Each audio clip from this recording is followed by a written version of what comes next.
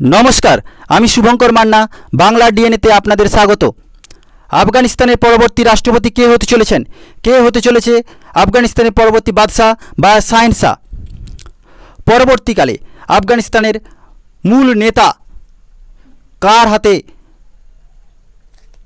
আফগানিস্তানের 3,80,00,000 মানুষের জীবন নির্ভর করবে? কে সেই বিশিষ্ট আফগানিস্তানি যার হাতে পুরো আফগানিস্তানের দায়িত্ব ন্যস্ত হতে চলেছে?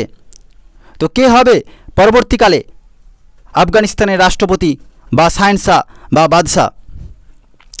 খবর অনুযায়ী মোল্লা বরাদরকেও আফগানিস্তান কি সত্তা বা রাষ্ট্রপতি পদ দেওয়া হতে পারে।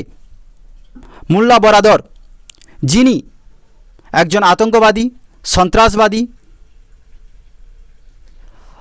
অপরদিকে শোনা যাচ্ছে আফগানিস্তানের গদি হিফতুল্লাহ আখুন্দজাদাও পেতে পারেন। হিফতুল্লাহ আখুন্দজাদা, যে কিনা তালিবানের সুপ্রিম লিডার হিসেবে পরিচিত। আরও দুজনের নাম শোনা যাচ্ছে, সিরাজউদ্দিন হাক্কানি, যে হাক্কানি নেটওয়ার্কের সুপ্রিম লিডার, এবং আইএসআইএস এর কাছের লোক মোল্লা ইয়াকুব, যে কিনা তালিবানের মুখ্য সংস্থাপক মোল্লা উমরের পুত্র। আমেরিকার থিঙ্ক ট্যাঙ্ক পিউ রিসার্চ সেন্টারের একটি রিপোর্টে বলা হয়েছে, আফগানিস্তানের 99% লোক নিজের দেশে শরিয়া কানুন চায়। চিন্তা করুন, যে দেশে 99% লোক শরিয়া কানুনের পক্ষে, তারা তালিবানের বিরোধী কেমন করে হতে পারে? তারা তালিবানের বিরোধী কীভাবে হতে পারে?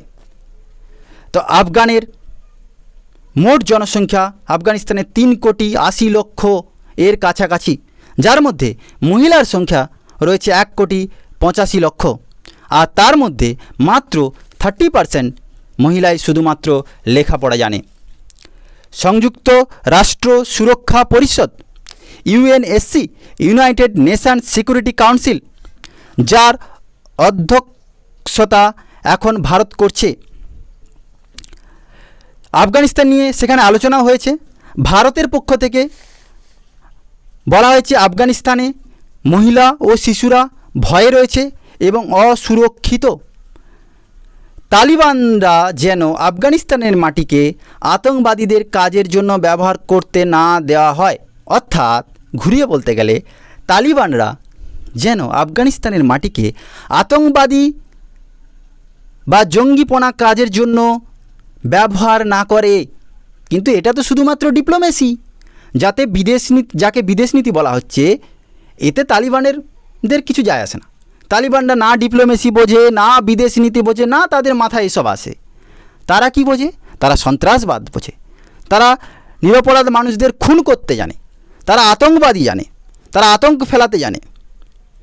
তাদের কাছে শুধুমাত্র তাদের আপনা কানুন, শরিয়া কানুন, কট্টর ইসলামিক কানুন তারা লাগু করতে জানে, যেখানে মহিলা ও বাচ্চাদের কোনো অধিকার নেই।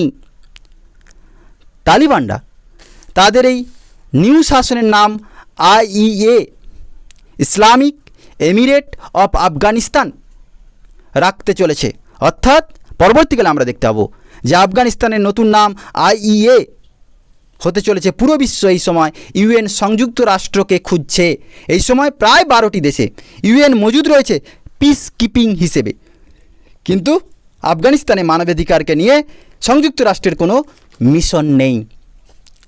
মালালা ইউসুফজাই, যিনি নোবেল শান্তি পুরস্কার পেয়েছিলেন, এই সময় তিনি অতটা সক্রিয় নয়।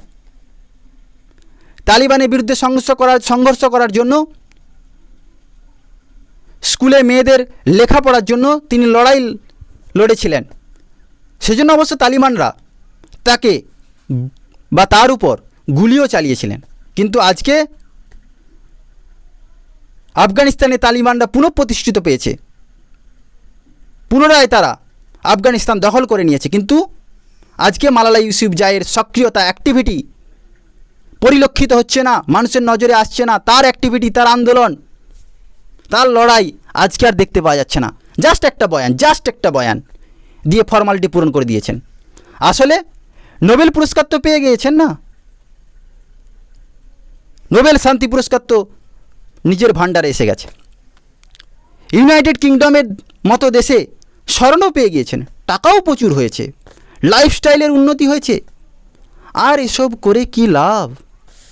অপরদিকে গ্রেটার থান্ডারবার কিষাণ আন্দোলনের সময় আমরা যা টুল কিট দেখতে পেয়ে গেছিলাম, সেই গ্রেটার থান্ডারবার আফগানিস্তানে আফগানিস্তানকে এই যে আফগানিস্তানের সাধারণ নাগরিকদের তালিবানদের হাত থেকে বাঁচানোর জন্য আজকে তার কোনো টুল কিট নেই। আজকে এই সব মানবাধিকার ধ্বজাধারীদের দেখতে পাওয়া যাচ্ছে না। এরা এমন লোক যারা লোকতন্ত্র আর মানবাধিকারের জন্য শুধুমাত্র বয়ানবাজি করতে জানেন, কিন্তু আজ তারা কোথায়? এরা আসলে ডবল স্ট্যান্ডার্ড হিউম্যান। পিউ রিসার্চের একটি রিপোর্টের ভিত্তিতে বলা হয়েছে কোনো দেশের কত পার্সেন্ট মুসলমান চায় তাদের দেশে শরিয়া কানুন বা কট্টর মুসলিমপন্থী যে কানুন লাগু হোক।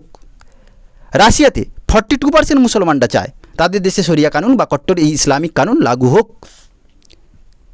বাংলাদেশে 82%, পাকিস্তানে 84%, আফগানিস্তান 99% মুসলিমরা চায় তাদের দেশে শরিয়া কানুন লাগু হোক।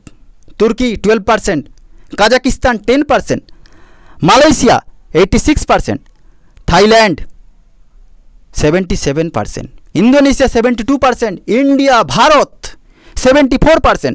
ভাবুন, ভারতের মতো দেশে 74% মুসলিমরা চায় যে এই দেশেও শরিয়া কানুন কট্টর ইসলামিক কানুন লাগু হোক। সামান্য আদালতের সাথে সাথে দেশে শরিয়া আদালতও যেন পুনঃপ্রতিষ্ঠিত হয়, এটা পিউ রিসার্চের একটি রিপোর্টে বলা হয়েছে। এখন প্রশ্ন, ভারতের বিদেশ নীতি কী হতে পারে? ভারতের ডিপ্লোমেসি, ভারত এখন আফগানিস্তানকে নিয়ে কী নীতি প্রয়োগ করবে, কী নীতি নিয়ে চলবে? তো তাতে ভারত চাইলে তালিবানদের হয়ে কূটনীতি শুরু করতে পারে, তালিবানদের সঙ্গে একটা ভালো সম্পর্ক করতেই পারে, কিন্তু এতে সবচেয়ে বড় বিপদ, ভারতের রেপুটেশন নষ্ট হয়ে যাবে। কারণ ভারতকে বিশ্বের বাজারে ভারতকে জানা হয় যে একটা শান্তিপ্রিয় দেশ, একটা ডেমোক্রেটিক কান্ট্রি, একটা গণতান্ত্রিক দেশ যারা তালিবান সন্ত্রাসবাদীদের ঘোরতর বিরোধী। এখন যদি তারা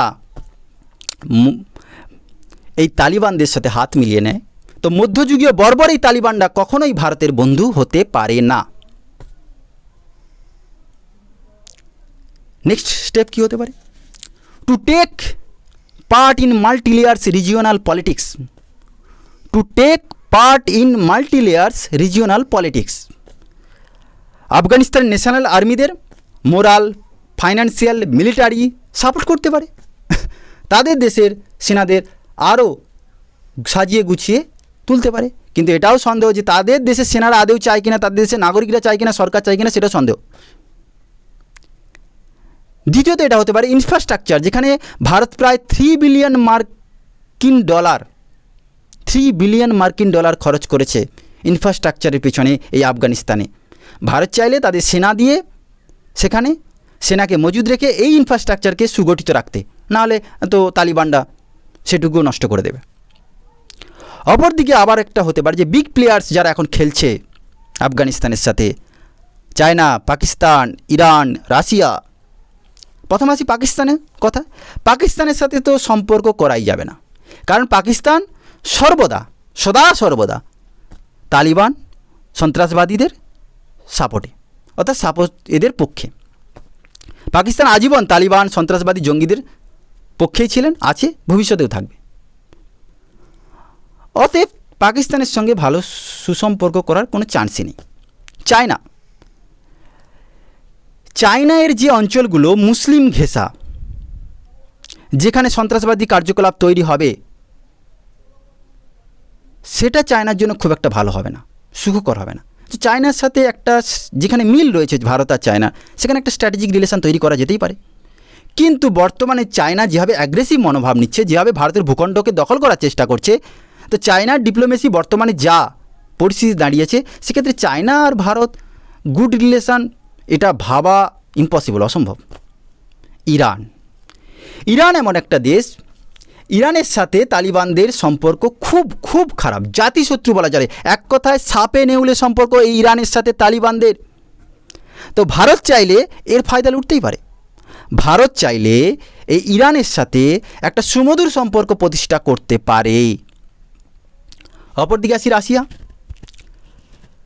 মনমোহন সিং থেকে শুরু করে আজকে নরেন্দ্র মোদী পর্যন্ত, মোদী গভর্নমেন্ট পর্যন্ত ইন্ডিয়া সবসময় আমেরিকার ছাতার তলায় থাকার চেষ্টা করেছে। বাইডেন কিন্তু আসলে দুমুখ সাপ, শুধু আপনা বোঝে। যেখানে আমেরিকার স্বার্থ আছে সেখানে বাইডেন আছে, যেখানে নেই সেখানে নেই। তাই আমাদের আগে রাশিয়ার স্বার্থটা কিন্তু বুঝতে হবে। রাশিয়ার স্বার্থ বুঝে স্ট্র্যাটেজিক্যালি রাশিয়ার সাথে একটা দ্বিপাক্ষিক সম্পর্ক মজবুত করার দিকে ভারত অগ্রসর হতে পারে। এটা ভারতের জন্য প্রফিটেবল হবে। অপরদিকে ইউনাইটেড নেশনস, রাষ্ট্রসংঘের সিকিউরিটি কাউন্সিলের সভাপতিত্ব করছে এই মুহূর্তে ভারত।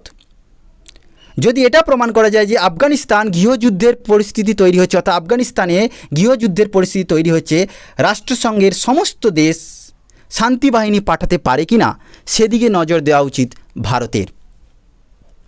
অর্থাৎ ভারত চাইলে একটা take part in multilayers regional politics, অর্থাৎ এই মাল্টিলেয়ার রিজিওনাল পলিটিক্স একটা ভারত খেলতে পারে। তো যাই হোক, বর্তমানে আফগানিস্তানের যা পরিস্থিতি তা পুরোপুরি তালিবানদের দখলে চলে গেছে। এখন এই পরিস্থিতিতে পৃথিবীর সমস্ত মানবাধিকার কর্মী, মানবাধিকার দেশ, সমস্ত মানবিক হিউম্যানিটি মনুষ্যত্ববান সমস্ত মানুষকে এই আফগানিস্তানের সাধারণ যারা নিরপরাধ, অসহায় শরণার্থীরা, যারা নিজের দেশ ছেড়ে অন্য দেশে পালাচ্ছে, তাদের সাপোর্ট করা উচিত।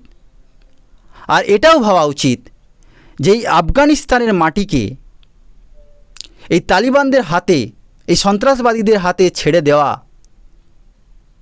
বিশ্ব শান্তি প্রতিষ্ঠার জন্য কতটা মূর্খামি তা ভবিষ্যৎ সময়ই এর জবাব দেবে।